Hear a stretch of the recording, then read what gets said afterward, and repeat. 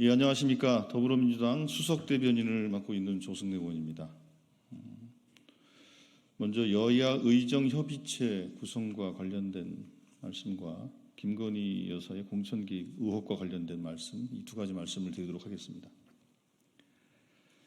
윤석열 정부는 결자 해지의 정신으로 여야 의정협의체에 임하십시오.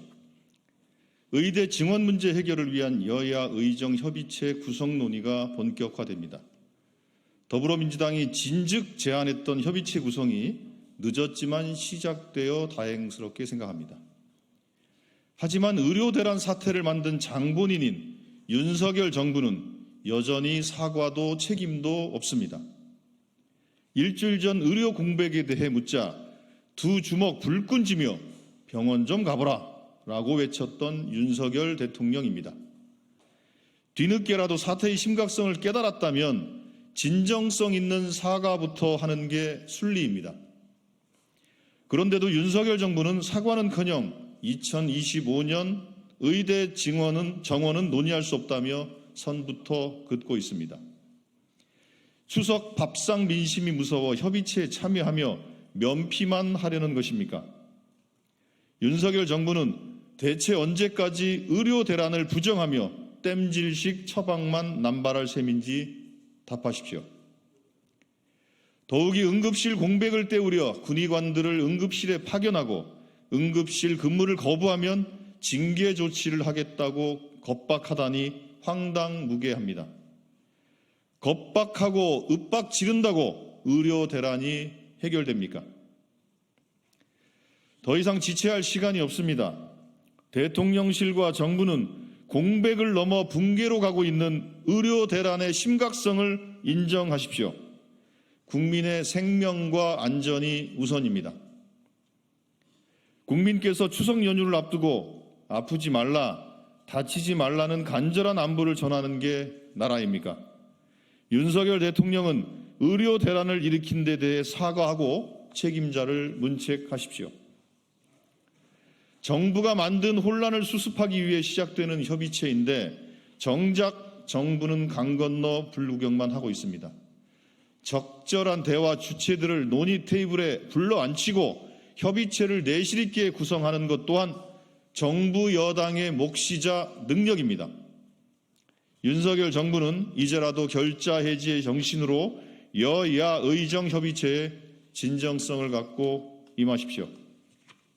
예, 다음입니다. 지난 총선은 한동훈 공천이었습니까? 김건희 공천이었습니까? 한동훈 대표가 진실을 밝혀야 합니다. 김건희 여사의 공천 개입 의혹이 일파만파입니다. 국민은 이 나라에 여사의 손길이 미치지 않은 곳이 있기는 한지 묻고 계십니다. 당시 공천의 최종 책임자였던 한동훈 대표가 직접 답할 차례입니다. 공천 개입 의혹이 불거진 게 벌써 지난주인데 대통령실과 여당은 궁색한 변명만 내놓고 침묵하고 있습니다. 결과적으로 당사자가 공천을 받지 못했다는 설명은 오히려 의혹에 대한 시인에 가깝습니다. 개입은 했는데 미수에 그쳤다. 혹은 그분께서 허위로 공천 장사를 했다는 실토에 불과합니다. 이제 한동훈 대표가 진실을 밝히십시오. 한동훈 대표는 당시 국민의힘 비대위원장으로 총선을 진두지휘했던 총책임자입니다. 당연히 공천의 최종 책임자이기도 합니다. 당시 어떤 후보자가 마리 앙뚜아네트 발언으로 용산의 영린을 건드렸다 낙마한 사건도 그 유명한 여사 시리즈입니까? 결국 한동훈 표 공천의 실상은 김건희 표 공천이었던 것 아닙니까? 한동훈 대표에게 공당의 대표로서 진실을 밝힐 의지만 있다면 얼마든지 답할 수 있는 영역입니다. 관련자들의 증언에 따르면 사건의 물증도 남아있다고 합니다. 당시 총선을 지휘했던 한 대표가 공천 개입을 몰랐다는 것도 말이 안 됩니다. 한동훈 대표가 더 늦기 전에 진실을 밝히십시오. 한 대표가 계속 진실을 외면한다면 자신도 공천 개입의 공범임을 자인한 것임을 경고합니다. 예, 이상입니다. 감사합니다.